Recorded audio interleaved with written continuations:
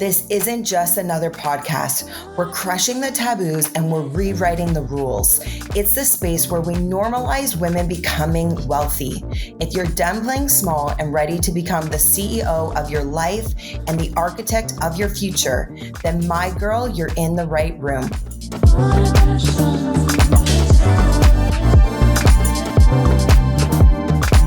Welcome to your wealthy era. Welcome to the Wealthy CEO podcast. Today's guest is the definition of unapologetic wealth and freedom. Stef Skye is a powerhouse entrepreneur, investor, and high-ticket sales coach who retired at just 29. After leaving corporate burnout behind, she built a seven-figure brand teaching women to confidently create wealth on their own terms. This conversation will show you how Stef's dismantling outdated money rules and showing women how to print their own wealth. I am so excited to welcome Stef Skye today on the Wealthy CEO podcast. My girl, thanks for joining. Hey, you're welcome. Thank you so much for having me. It's so good to have you on. And for those who don't know, Stef and I became recent besties. We were a part of another female empowerment women talk and instantly just connected. And so here she is now on the podcast. Yes, I love it. We literally did become like instant besties. It was like a couple other people. I was like, that is my girl. Like, love what she does, her mission, everything. So yeah, super excited that brought us together. So, Stef, for those who don't know you, I want to jump a little bit into what I'm going to call for you, like the freedom shift. You went from 9 to 5, and obviously there must have been a moment, maybe multiple things, but tell us a little bit about your journey in seeking freedom. And if there was a turning point for you where you decided you're like, I'm over this 9 to 5, it's not cutting it. Yeah. So for me, I think it goes back, really childhood, watching my mother. She was a bartender. She still is to this day. She missed every single birthday, every single Christmas, but she was a hustler. Like, we were pretty much a one income household. My dad had, things he did on the side, but really like the stability in the 9 to 5 world was my mom, which back then was like a 12, 16-hour shift. You know what I mean? Right. So respected the hustle, but also growing up, I was missing her on birthdays and Christmases and these special events. And, as later on in life, went to college, got my degree, and I thought that that was the only way to create wealth and income was to go get a job, go to school, go get a job, and then retire at, 60, whatever. And it's something never really sat right with me. Never really sat right with me. Mm-hmm. I actually went to Africa for a couple months to do research on PTSD and depression in Ghana. And after that, everything shifted because over there, they don't buy bread for a week. They buy it by the slice. They have no idea if they're going to make it that long. And I'm like, why am I here, like, working my butt off for what? Like, for what type of life do I want? And so, after serving jobs and bartending jobs and, all these stressful corporate sales jobs, I was like, there's got to be another freaking way. Like, how do I escape the matrix? Mm-hmm. It's so true. So true. And I mean, what a perspective you would have gained as well from just being over in Ghana and seeing how people live and are arguably they're happier with less than we work so much for the material glam, right? Where we're breaking ourselves and there's so much more to life than trying to seek joy, which I don't ever believe you will be fulfilled in finding joy in material things, right? No. So when you came back, like what were like some of your first steps towards building your own business? Because I mean, I grew up myself, actually, like I've worked in orphanages in Venezuela and I did that all throughout my high school and have gone to different countries and have gained similar insights, perspectives. I've seen how other people live. And I'm sure there's other people on here who will be like, yeah, me too. But that still doesn't help me break out of the 9 to 5. and as much as they want to do that, I'd love to hear just a bit of your journey after you made that decision where you were like, okay, there's more, I'm seeking freedom. What were some of those first steps you did? So for me, going over there, I would see multiple different entrepreneurs, right? And they had nothing. They had nothing except like this really deep belief inside of them to create something that other people needed. And that was the majority of what I saw over there, just people being of service. And so coming back, the reverse culture shock, as you know, is harder than a culture shock going over there. And I kept seeing these like online, like make money online, makeup companies and things like that. And I was like, oh, like makeup's pretty, At that time, though, I was not a confident human being. I was just a shell. It was so bad. I wouldn't even go to the mailbox. I say this all the time. I wouldn't even go to the mailbox without putting makeup on. Like you wouldn't catch me dead because I was so insecure about myself, And I was also one of those girls that you did not want to be in my inbox if you had like one of those low ticket MLMs trying to recruit me. Cause I was like, get that stuff away from me. No. I'm out and I'm not that girly, And it was actually through LinkedIn. Someone sent me a very professional message about an opportunity. And I was like, you know what? I really like how you positioned that. I will take a look at it. Okay. It didn't seem like it was like, hey girls, like spammy, you know what I mean?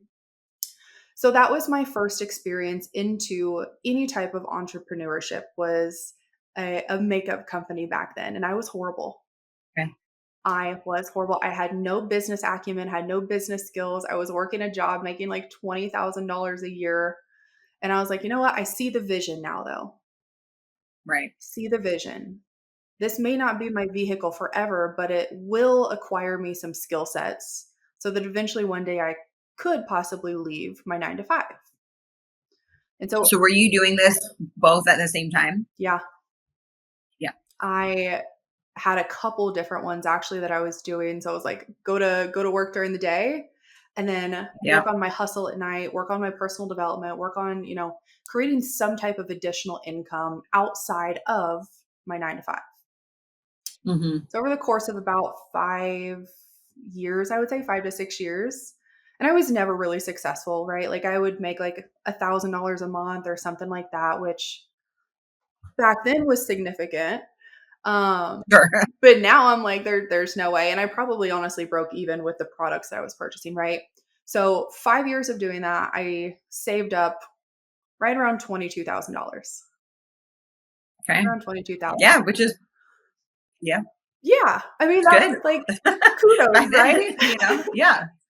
And I mean, the average person doesn't even have $2,000 saved in an emergency fund, right? Like to put it into perspective. So, which is a whole other conversation, which we could dive into as well, the importance around, but literally those are the stats and you had 22. So that's pretty good. Yeah.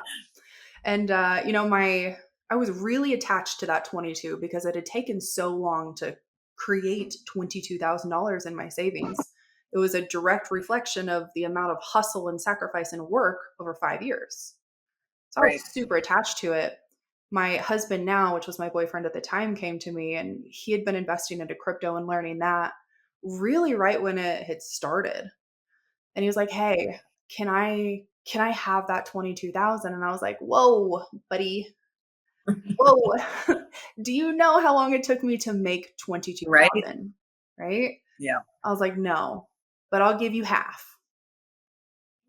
Okay. I mean, that's still 50%. That's still a lot. So I gave him half. And over the course of, this is where I always talk about you have to become the person. And I'm sure, we're on the same wavelength with this. You have to become the person in order to have and to hold any large amount of money, wealth. And at that time in my life, I was not financially literate. I had no idea what an asset was, like anything like that. I was young. So over the course of 10 months after I gave my now husband this $11,000, I watched that $11,000 grow from 11,000 to 15 to 20. And at that point I was like, take it out. Like we doubled it in Yeah. profit, Yeah. right? And he was like, no, I'm not doing that. I'm like, okay. And so, 6 months in, it's at 100,000, 200,000, 300,000. And it eventually got up to right around like 600,000. And Wow. during the course of those 10 months taught me a lot. Sure. And, not everybody's going to go through that same journey, but the things that I learned along that journey are things that I can pass down to people to help collapse that time frame from, where they were at to where they want to be wealth-wise. Right. In the span of that 10 months, I had to become a whole different person. I finally realized that income doesn't have to be directly correlated to the amount of effort that you put in on a daily basis. Right. And that was one of the coolest things that I'd ever seen, because I would wake up and I'd have another $100,000 in my account. And I'm like, I did nothing for this. Right. Yep. So that's the power of investing. And so then it really shifted.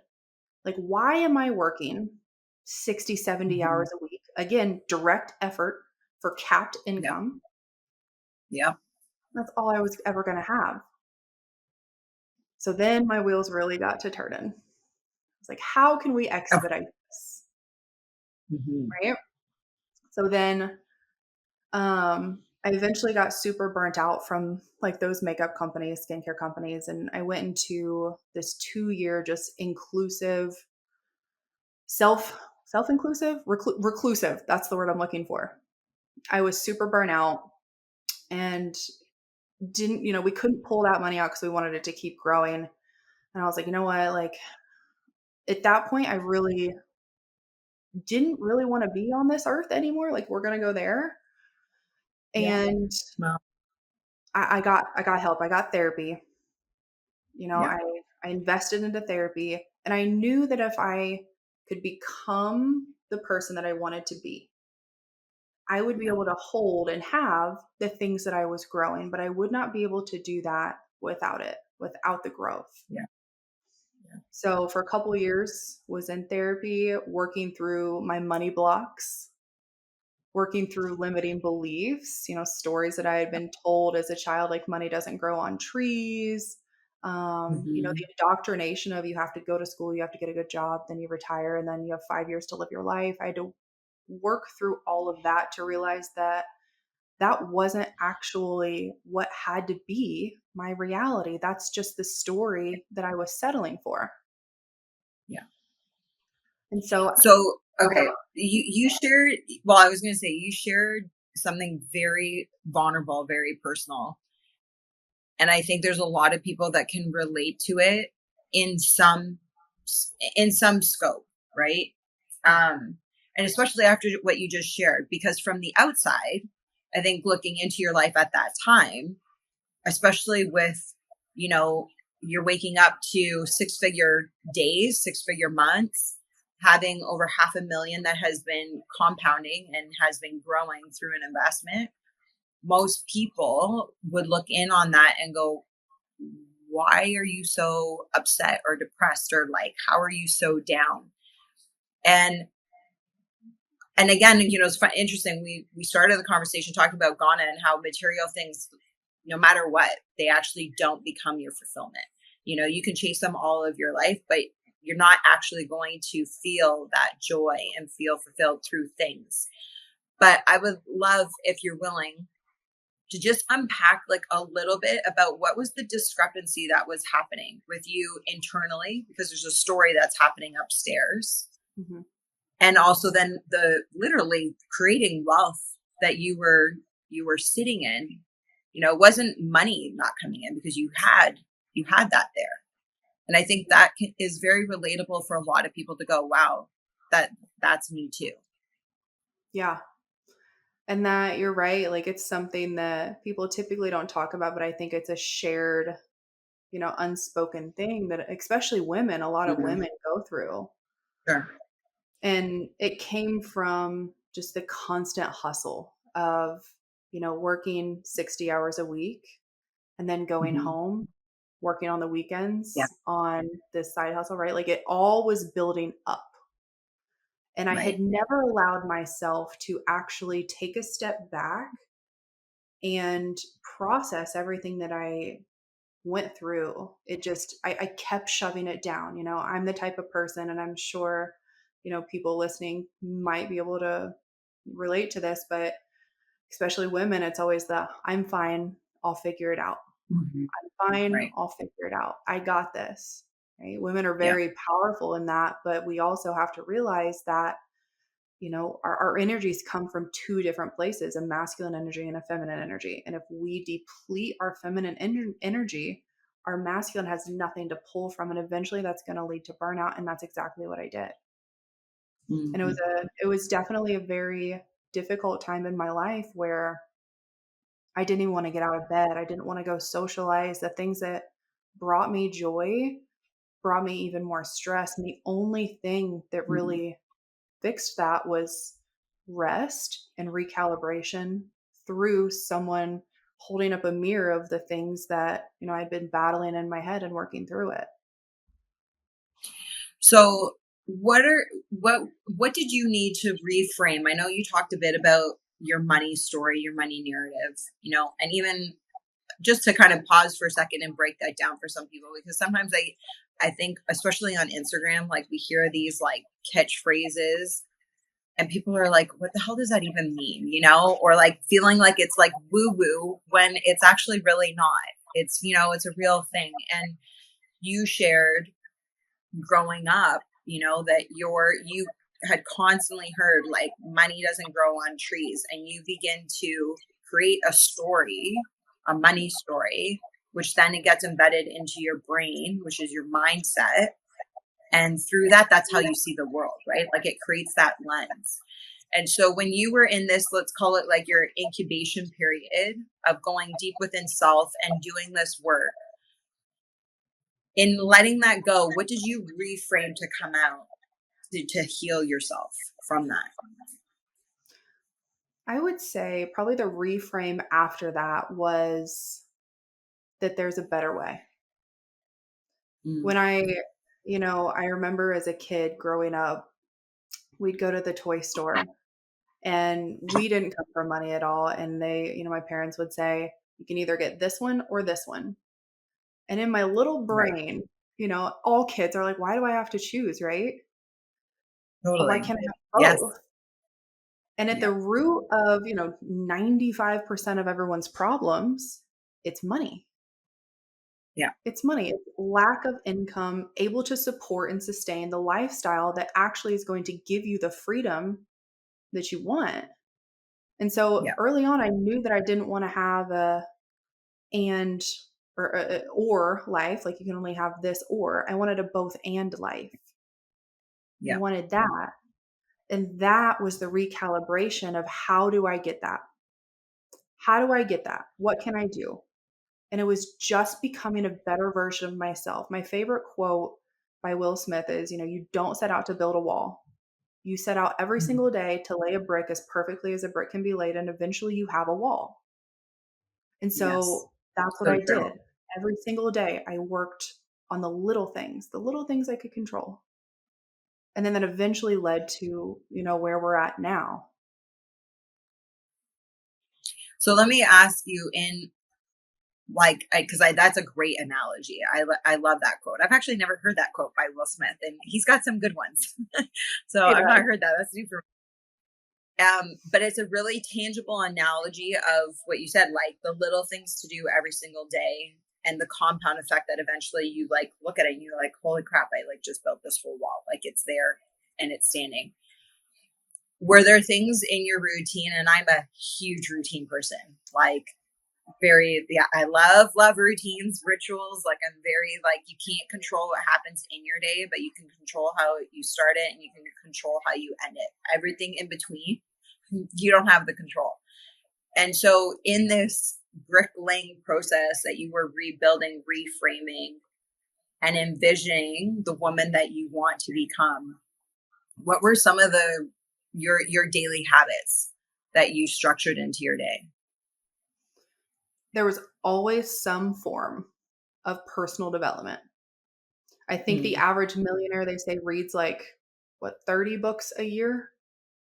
yeah, So I something like started that. looking, Yeah. yeah, so I started looking at how people with actual wealth not like these Louis and Gucci's. Like those are fine. They're great to have, but it's like you said before, it's deeper than that. So Yeah. how are these people behaving? What are the things that they're doing? And so that was one thing that I noticed, right?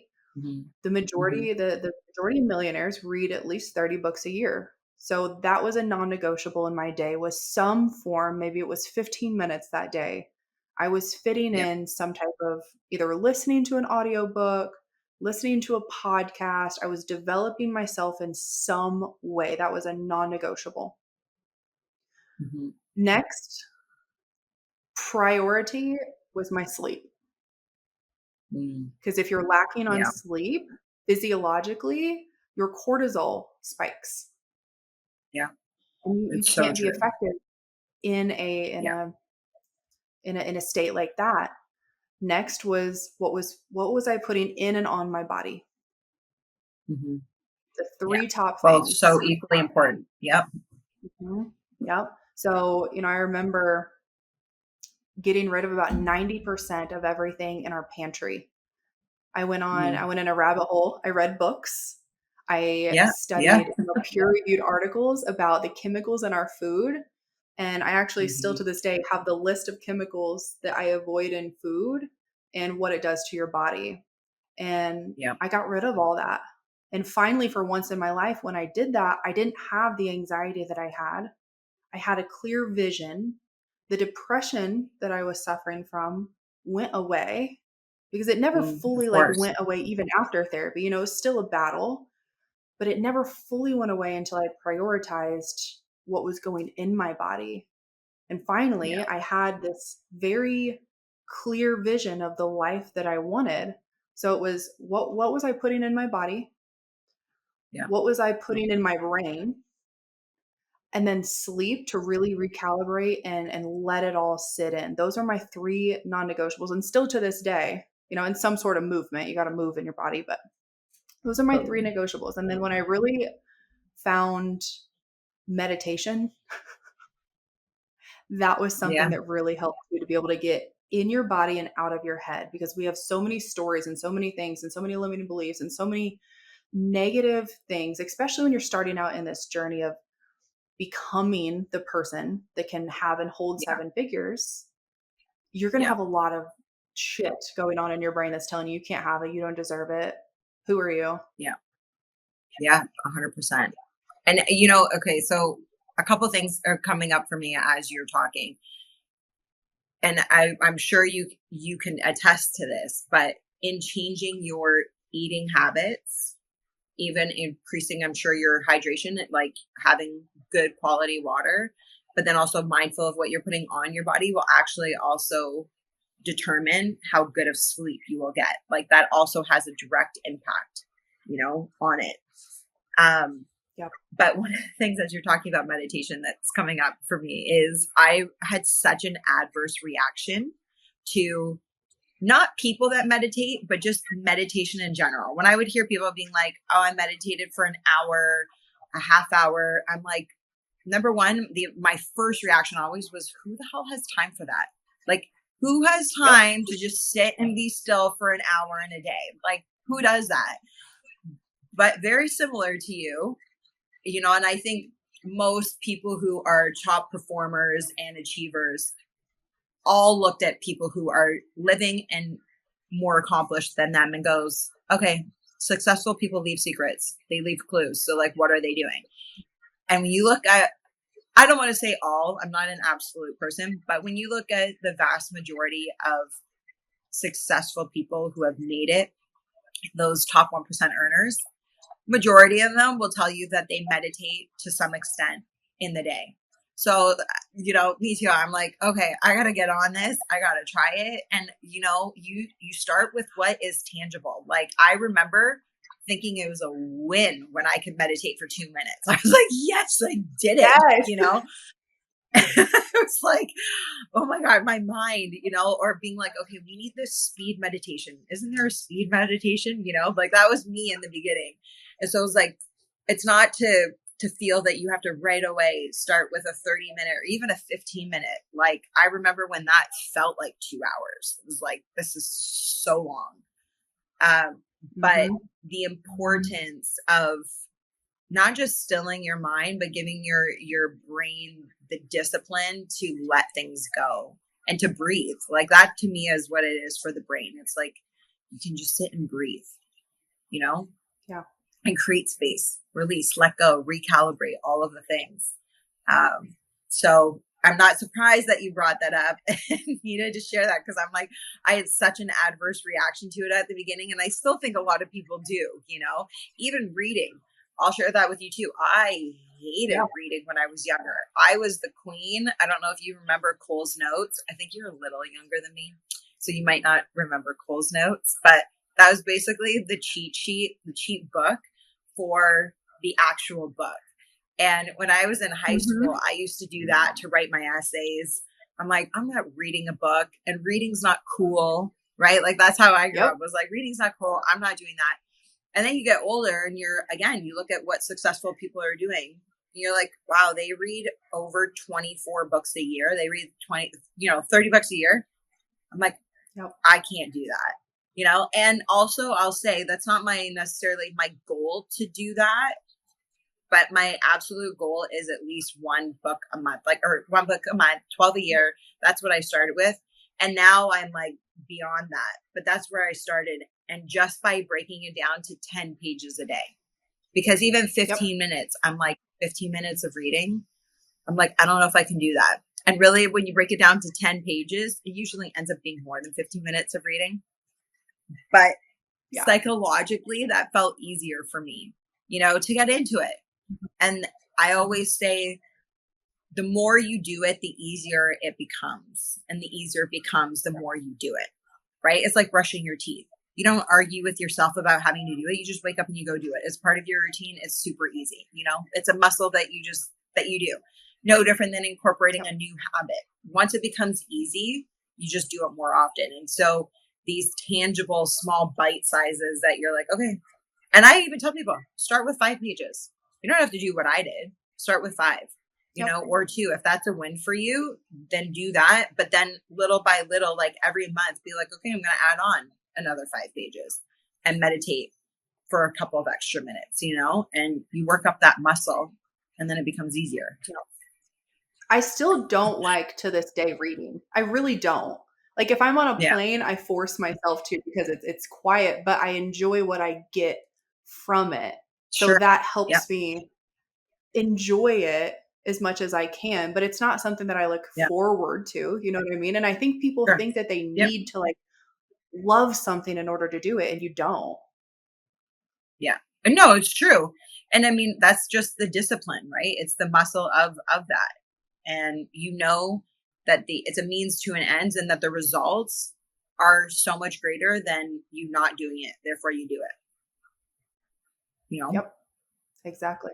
So, Steph, I want to dive in a bit onto like the business side, because you are a gal that's gone from low ticket hustle to high ticket coaching and selling yourself.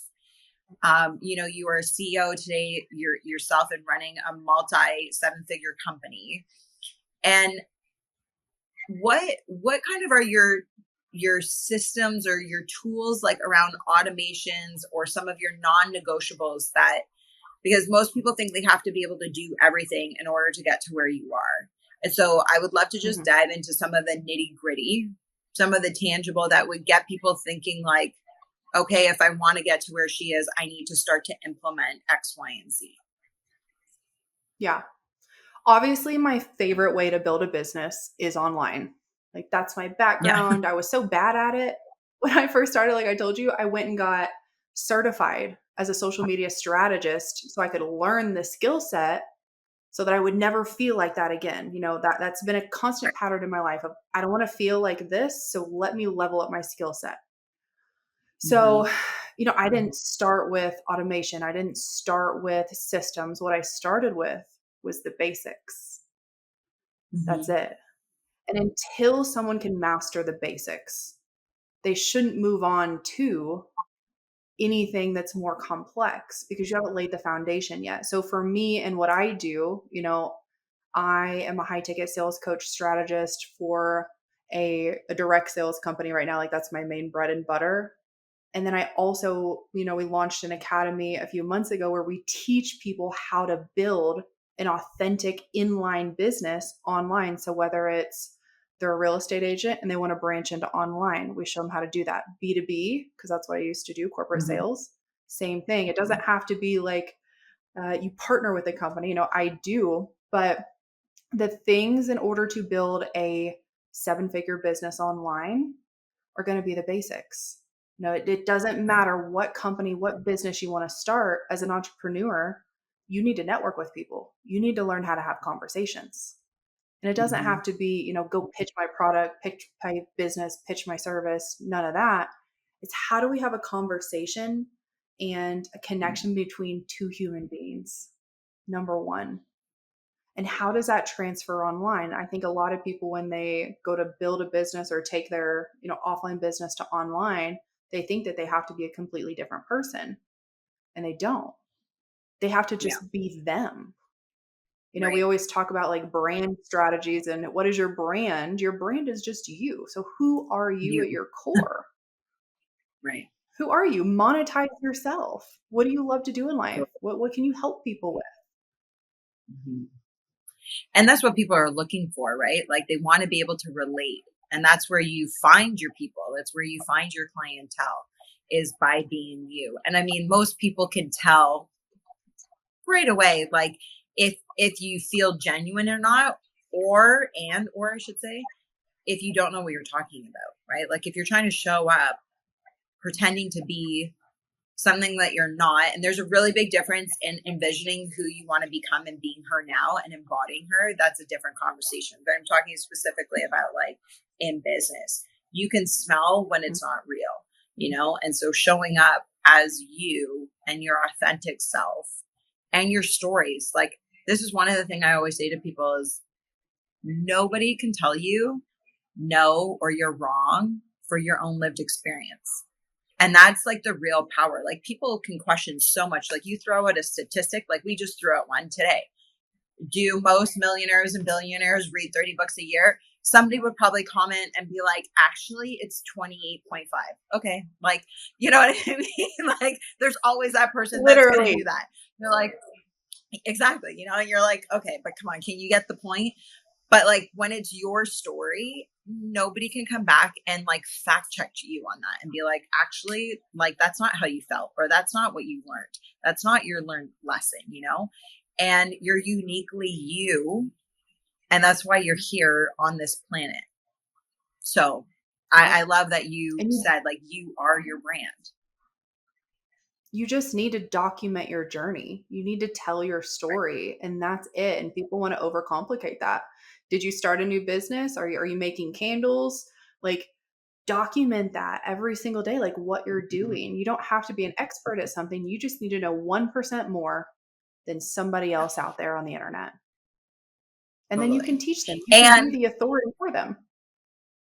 Absolutely. I agree with that wholeheartedly. And there's usually people who are less qualified than you that are doing more than you just because they're showing up. Right.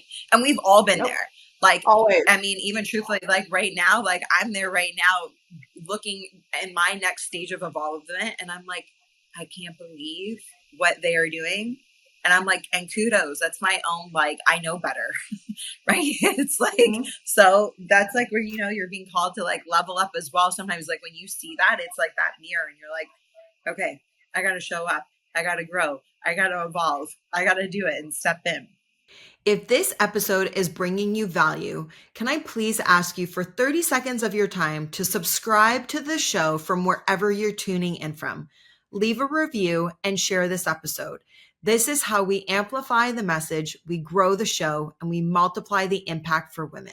I wanted to ask you this. What are your thoughts on AI? Because obviously in the business space, it can be a little controversial. I don't think it's going anywhere. I think it's only going to get faster and more entrenched in what we're doing. So I'd love to hear your thoughts on AI, and are you using it? How are you using it? Yeah. So I love AI. As someone who runs a very large organization, multiple different businesses, like I'm in real estate too. We have investments, we have high ticket, we have the cat. Like I'm everywhere, right? For someone who has so many things going on at one time, the birth of AI has saved my mental capacity so much. Right. However, it cannot replace my brain. It cannot replace it. It will Totally. never replace it. What it can do is it can help. And I use ChatGPT, which I think everybody knows what ChatGPT is. Me and ChatGPT, like we're homies. We have conversations about Yeah. everything. If I have a weird looking Every, pimple, I'm talking to ChatGPT about it. yeah. I hear you. ChatGPT No, I helps me with literally my do the same thing. structure. Yes. Yeah. Helps me with my business structure, creating trainings, creating documents, creating freebies, creating resources, like the outlines and then the bones of it. And then my personal experience and my knowledge, I get to plug into that. It gives me the framework, which probably would have taken, let's say, 5 days to create. I can create it in Right. 30 minutes. So it collapses that time frame and the mental load. So I love ChatGPT. I love Motion Calendar. It organizes my day for me. Do you use it? I haven't used it. No, I haven't. I'm like, you're teaching me right now. I'm like, I love this. I love it. I am AI queen, everything. Now, when it comes to like the AI people that are out there, like people are creating Yeah. themselves into AI and AI is having like these brand photo shoots and stuff. I'm not completely against it if it's done correctly. Like if you're confident and you're like, it's not hindering your view of yourself. And people Right. know that it's AI, right? Like, hey, like, would Yeah. I love to go out here and do a brand photo shoot every single week? Absolutely. But guess what? I'm going to use my AI doppelganger instead and then Yeah. sprinkle that in a little bit. But AI, Yeah. I don't think it's going to replace people, but I think it's going to weed out a lot of people that aren't on board because AI is going to need people that know how to use it. Yeah. And we're right Yeah. at the cusp Exactly. of, early adoption. But I think AI is a great tool and everybody should be using it in some capacity, but never, ever, ever, ever have it replace you as the human being. Use it to support the human being. Yeah.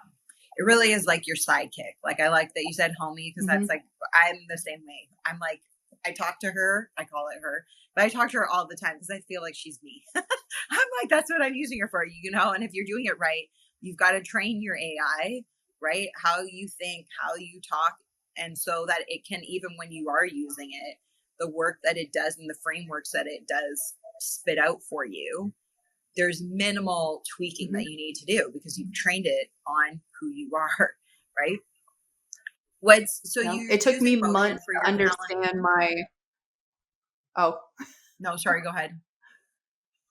I was going to say it took me months to really sort of understand like who my ideal avatar, my ideal client was that I was wanting to serve online. Months. And I still Yep. never was really like understanding it. I was like, well, maybe it's this, maybe it's this. I didn't have clarity. I can do that now. And I teach people to do this like on my team and everything in under 5 minutes. And it's so clear. That. They're like, oh my God, this makes sense. Thank you so much. So it's that collapsing timeframes and the knowledge. Mm-hmm. I love that. Do you want to share with us what it is? I'm like, do you want to walk us through a couple minutes of what you're doing or what more to expect on the inside? Well, I mean, I do have a training on it. It actually lives inside my academy. That's what I teach people on how to do. Okay. So regardless of what an industry, but I've put together some prompts and they go in a sequential order to where you put in this prompt and what you do, who you want to work with. So for me, it'd be like, I want to work with red type personalities, highly motivated women who aren't in the victim mindset. Like I get really deep into the actual person I want to work with. And it's always going to be some form of you, right? It's always going to be some form of you. So really dial that down. Women that want to leave their corporate jobs, that want to travel more, that want to have freedom, that want to build a 7-figure, portfolio, that don't want to have to stress and struggle. Like those are the things that I put in there. And there's about 7 different prompts after that that happen in a sequential order to where you're building this ideal customer persona through your chat GPT. Now, once you have that dialed in, you're able to use that thread for anything. So like, hey, chat, could you help me create the next 7 days of content speaking to my ideal avatar, their pain points, their psychographs, their demographics. It gives you all of that, where these people are hanging out, and help me really speak to that person so that I can help them. Within 30 seconds, I have 7 days worth of social media posts that my people are actually going to want me to create, that's going to convert into sales. I love that. It's so powerful. And if you haven't used it, even at the end of that 7-day content that comes out, it's giving you 4 other avenues that you can also take it, right? Whether, never mind the social media, it's like, do you want that to go into funnels? Do you want me to create a workflow for you? Like, do you want me to do DM scripts? Like, there's so many things that then AI ChatGPT takes it to another level. So I love how you are using it. You said the ChatGPT, you said motion, which I'm going to even look into. For the calendar, is there one more that you're like, I can't live without this one right now? I love captions. That helps me create my content because my brain is so sporadic. I'll have chat, script out something for me, and then I'll just put it in the captions app, and it's a transcriber. So or not a transcriber, it's a teleprompter. So I just read it, and then I can create, reels in about 5 minutes. That one's a definite go-to. Inside of my community platform, there's some AI that automates workflows. I don't think it's AI really, but Zapier. Zapier is a good one. Which, Zap's different, creates workflows from different platforms that can't talk to each other. No, I've used it before, but I don't really use it now. Yeah. I don't really use that for anything. But chat is like my OG. Those are the ones I'm thinking of. Canva, the AI features in Canva. Yeah. And they've really improved even from when they first launched it. I don't know if you've noticed that. Like in the beginning, I felt like it was kind of hokey pokey. It's like, I would never use this. And I think actually once it integrated properly with ChatGPT, you know how like then that happened? That's where I noticed like the upgrade that took place. So that's a fantastic feature now to use. Okay. I want like in kind of wrapping up a little bit, I want to dive into that woman who's listening. She is hearing you have a very bold message, and if you follow Stef on Instagram, you probably already know this. And if you don't, and you're watching, you'll see it on screen. It'll also be in the show notes. So make sure you do connect with her, and follow her. You talk a lot about creating a life that you fucking love. I'm saying it. And so, let's go. Yeah. So speak to that woman who needs to hear from you right now about how to create that life that they fucking love. Yeah. So it's going to be scary. It's going to be unfamiliar, and you're just going to have to accept it, because what comes on the other side of it is complete and utter freedom. And it's actually what you deserve, right? When I left my 9-to-5, when my husband and I left our 9-to-5, we had multiple millions in our assets and in our portfolio, and it was still hard. That was one of the most difficult decisions that I had ever made, because we are indoctrinated from such a young age. Again, go to school, get a good job. Like, we're trained. We are brainwashed, manipulated from a very young age. And so to break that way of thinking is going to require some courage. But on the other end, you are going to feel fucking liberated. And you're going to enjoy your life. You're actually going to be able to enjoy your life for once because it's going to be yours. It doesn't belong to anybody else. It can look however you want it to look. You want to make 7, you want to make 8 figures, you just want to make 6, like whatever is going to make you happy is okay. It doesn't have to look like what anybody else wants it to look like, but just know it's going to be really unfamiliar. It's going to be scary. And I like to give this analogy too, right? Like you're in a vehicle, you're in your car. You have the GPS. You put it in your navigation. You can't see the entire route until you get there. You can't see it. But you know that your navigation, when you turn on your car, when you actually put effort in, you push that gas pedal, your navigation is going to route you around any construction. It's going to get you there. It's going to get you there whenever it gets you there, right? Like detach from, I need to make 7 figures in 6 months, right? Detach from any of that. Have the vision of, I want to be a millionaire. I want to do X, Y, and Z. The only thing I can do is control my controllables. So I'm going to do this, and this. And eventually I know one day I will get it. It's inevitable. But your timeline doesn't matter. From the outcome. You can't. You can't control that. And the more you try to hold on to that, the more you will not get it. I learned that the hard way. And so start your car. Put your foot on the gas. You're not going to see your destination until you get there, but you will get there. And trust and believe in yourself. Everything is figure outable. You've lived up until now through 100% of the bullshit, the trauma, the horrible things that have happened to you, and you figured it out and you're better because of it. This is no different. So if you really are truly wanting and craving that life of freedom where you don't have to wake up and check your bank account and, oh my God, this bill came out and I can't pay for it. I don't have any savings, my whatever happened, you don't have to live that life anymore. That's a story that you created. And at any point, it's just a decision away that you're going to move differently right now. So powerful. So good. So powerful. So good. Stef, in closing, I ask every guest that comes on, this is the wealth drop, like the mic drop, your moment. What is one piece of wealth wisdom that you would want to pass down to the next generation of women? I would say, do not think that you can create wealth based on working a 9-to-5. You have to have some type of leverage. You have to have financial understanding. So that should be a skill set that you learn early on.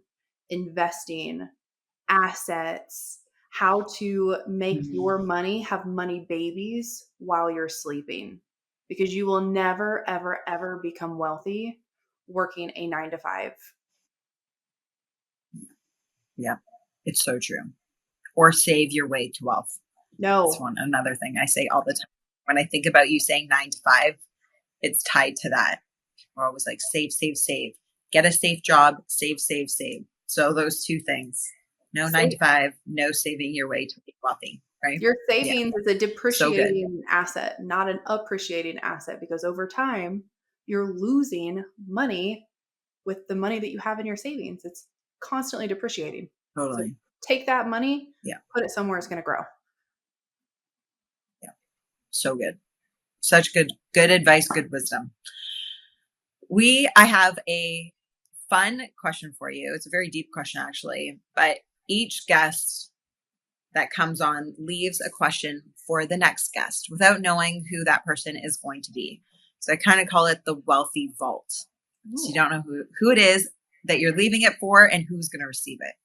So the question that is for you is, what is the legacy work that you are here to leave on the planet? And will you in your lifetime fulfill it? Ooh, my legacy work is to make as many 7-figure women as humanly possible. It's humanly possible. I will absolutely do it. My goal is to create thousands of 7-figure women who came from nothing, who had the odds stacked against them, that never believed in themselves, that just needed a chance and a vehicle. That's all they needed. They had everything else inside of them that they just had to develop. And they know they deserve it, but they have no idea how the hell they're going to do it.